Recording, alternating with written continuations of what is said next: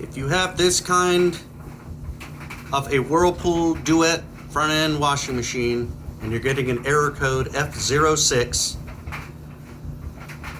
one simple step I tried: to take the front end bottom panel off, which was about 5 screws, check all the connections, and what I found was this plug was disconnected and hanging loose. I plugged it back in. Try it, see if that fixed it.